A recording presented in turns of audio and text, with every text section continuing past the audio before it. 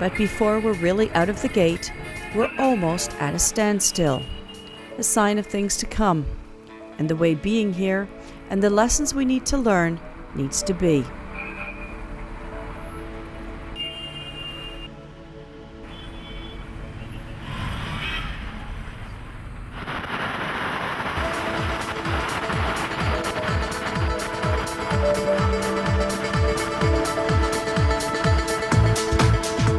We left Bangalore 2 hours ago, and finally we're outside of the city. We all know that India is a country with a huge population, more than 1 billion people. It's a country that many of us know in terms of its cities, but 70% of India's population lives outside of the cities, in the villages. It's still a country of villages. So I think it's really important, and I know that I'm myself really glad to be leaving the urban environment and getting out into the countryside and to be able to see the villages in which the vast majority of India's population lives.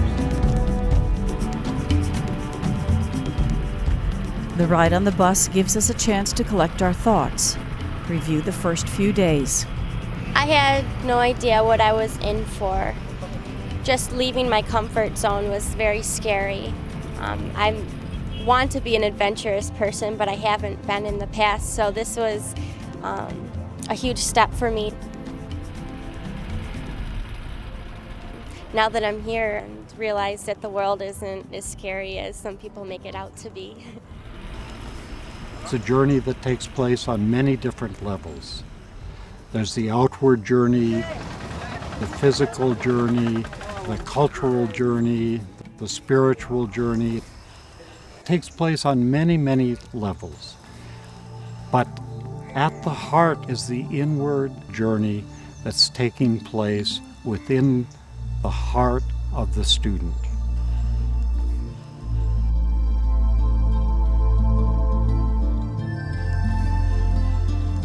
That's a very individual journey. Each of us comes with our own preconceptions, what we don't know, what we misunderstand, or the things we still struggle with. And all of that inward stuff is getting challenged, changed, moved around as they encounter the exterior India. This beautiful, beautiful land, this beautiful country, this beautiful people, all of that is having a deep impact upon the students who are on this journey.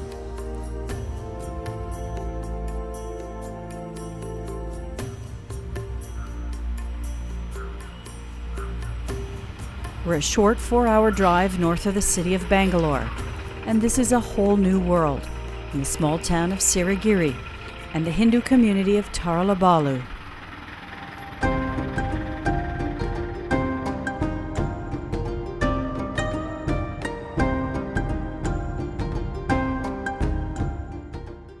It's headed up by Darrol's dear friend, Dr. Shivamurthy Shivacharya Mahaswamiji, who thankfully invites us to call him just Swamiji. He's a remarkable leader and spiritual guide to 1 million people under his care.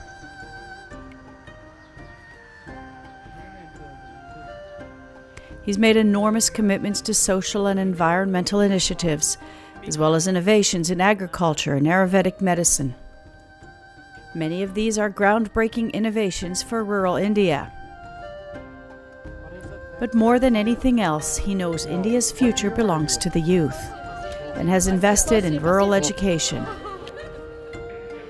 He has established and oversees more than 200 schools, all the way from preschool to university.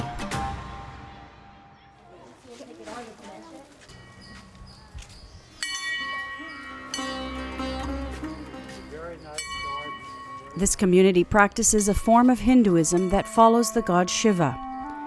Shivalingaites, or Lingayats as they're called, are different from most other Hindu groups in two significant ways. They don't believe in the caste system, and instead of participating in temple worship, they acknowledge a more personal connection with the divine. Each of them carries with them the symbol of God in the form of a lingam stone. That's it.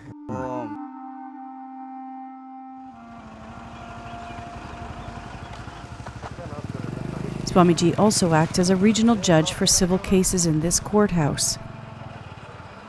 He invited the group to join him for a conversation. They're not these grand people anymore, they're his friends. The access that he has to different kinds of things makes the trip way different than it would have been if I had tried to do this on my own. Feels like we're seeing the real India more so than I would on my own. In the next hearing, she bought heap of letters. Can you imagine? Very interesting. He seems like he's learning just as much as we are, even though he's been here 20 times. Going to church doesn't make anybody religious. You have to go deep into yourself. Yeah? So this is where we fail. No matter whether you are Christian or Hindu or Muslim. If religions contribute to the coercion between different groups, then it is no religion at all. No religion at all. It's very unfortunate that we are identifying ourselves with the rituals, ceremonies, and outward shell of religions. There is a meeting point, converging point there. So that we should try to aim at.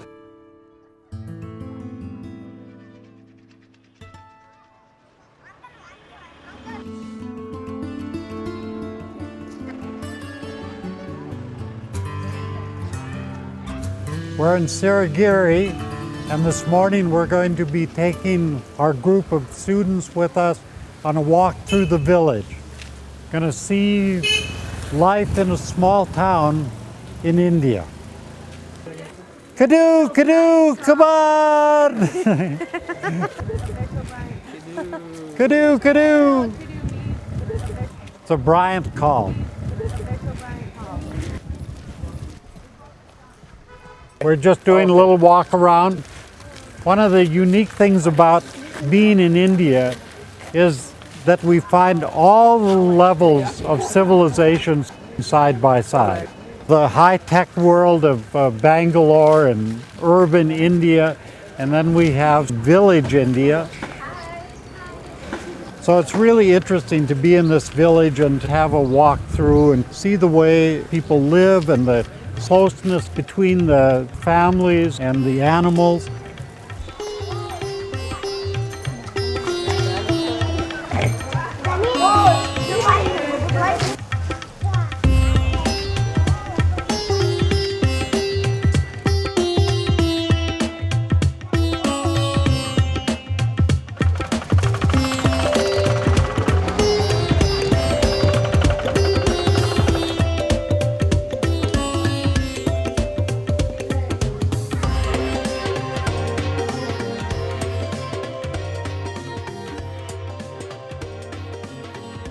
Everything I surrounded myself with back home that I thought made me feel more connected to myself, really through learning through the people here that everything is inside of them, and that's where they feel their strongest worth and richness, and that's definitely something I'm going to take back with me and think about for myself.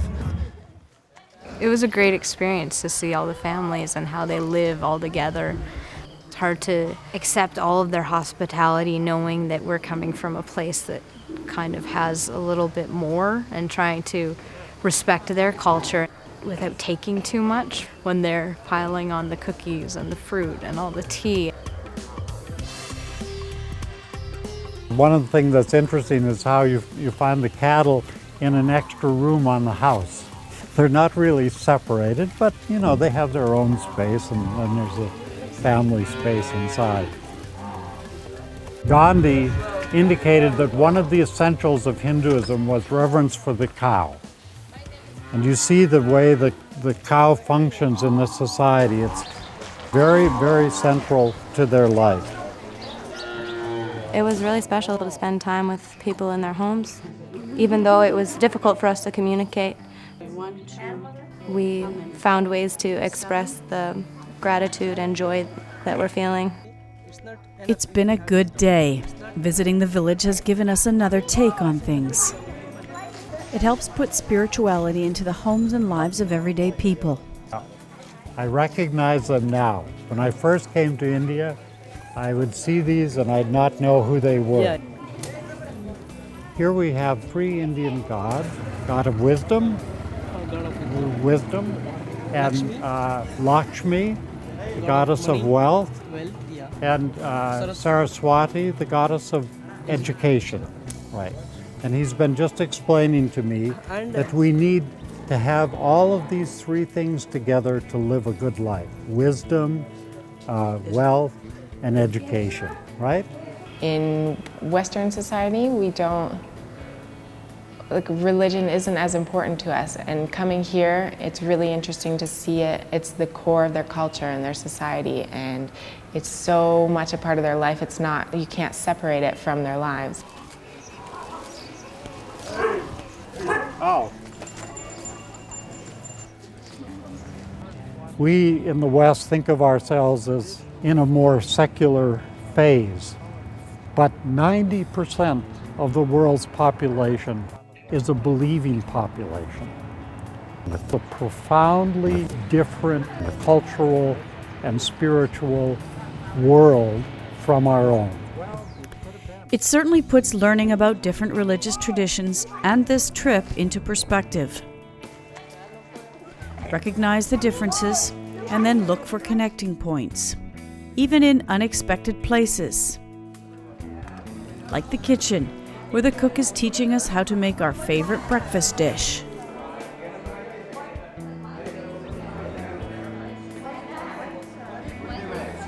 We learned how to make upama. And the main ingredient is cream of wheat and his carrots and onions. It's very spicy, and it has a few Indian spices like fennel and coriander and chili peppers. It takes about 10 minutes to cook, and it's delicious. It's awesome. Leaving here won't be easy. There are so many experiences to treasure. Our time with the community, the hospitality, and even feeding Swamiji's pet elephant. But it's especially our time with Swamiji that tells us we've made a real connection. It's amazing to be sitting in front of somebody that's done so much, but at the same time, as having stayed at his house, you get that personal sense. And he came and he hung out with us, and especially that night when we had the entertainment night. It was just, friends almost. Swamiji just has this really nice, pleasant aura to him. He just seems like the friendliest and sweetest man in the world, and I just want to hang out with him.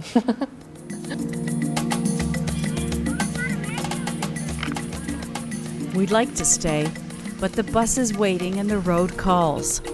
We're headed southwest. We have an appointment with the head of the Jain religion in India. En route, we stop to overnight in the town of Hassan. While we settle in from our bus ride, Darrol, ever the adventurer, sets off to meet a new friend who's invited him to visit the local mosque.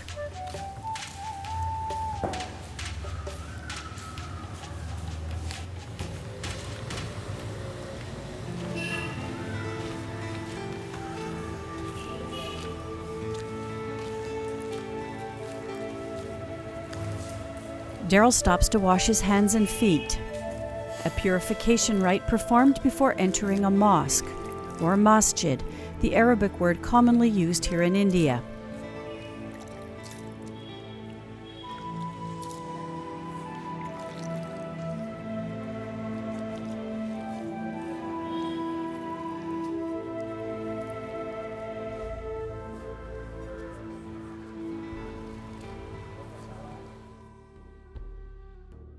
And now you're all right. Mohammed speaks good English from his job at the call center. He offers to show Darrol around. They start by comparing travel notes. You've been to that big mosque in Istanbul?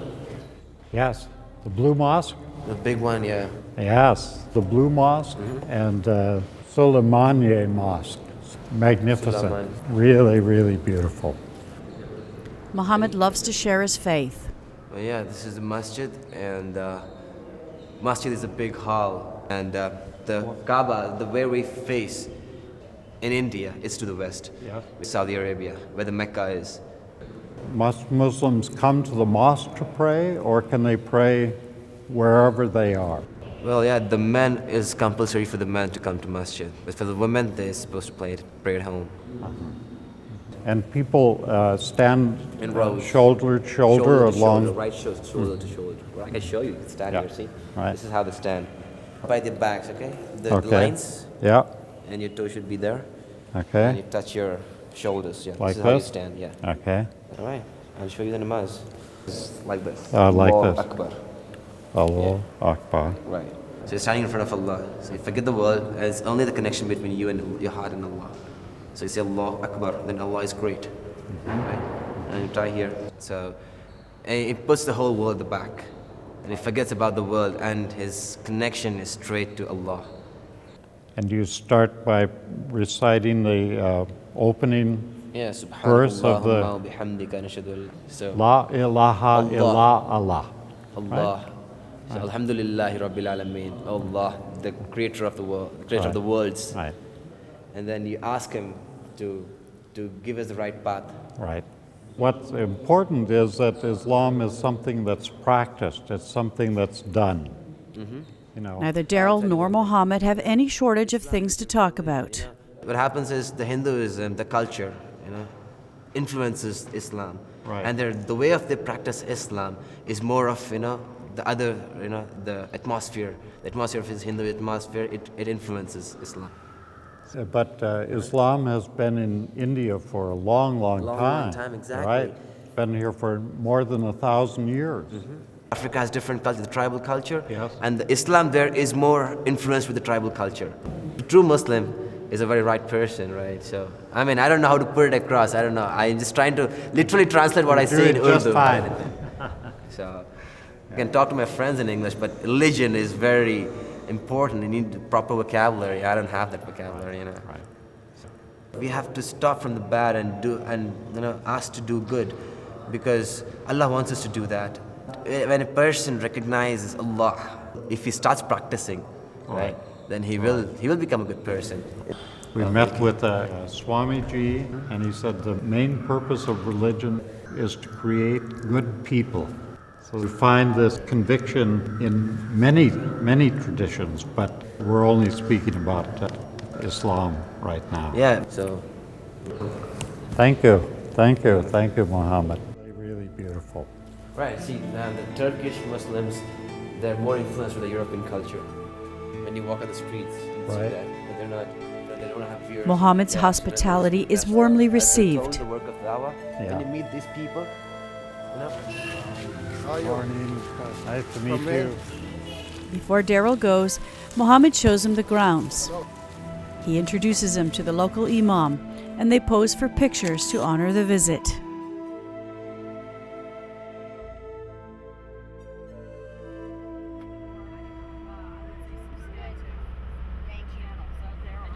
We're refreshed with a good night's sleep.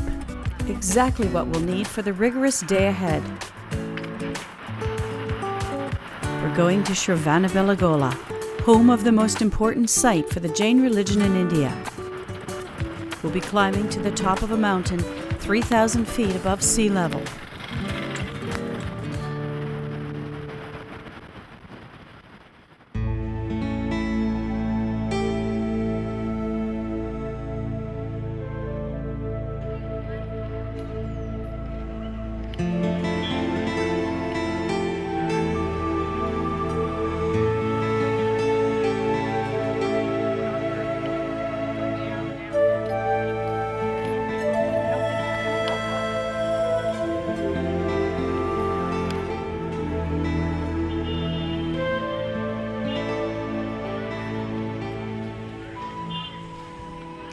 It's a sacred pilgrimage thousands of Jains and people from other religions come here to do. At the top is the enormous 57-foot statue of Bahubali, carved over 1,000 years ago from a single block of granite. The mystery of how it got to the top of this mountain is still unsolved.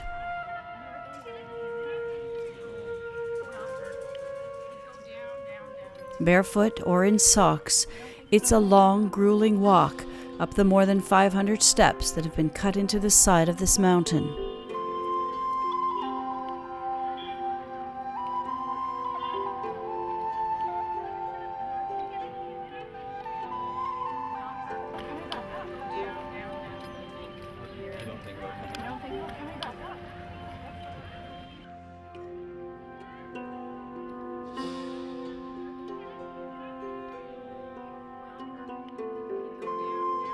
The belief is that making this pilgrimage increases karma, for the soul's rise to divine consciousness.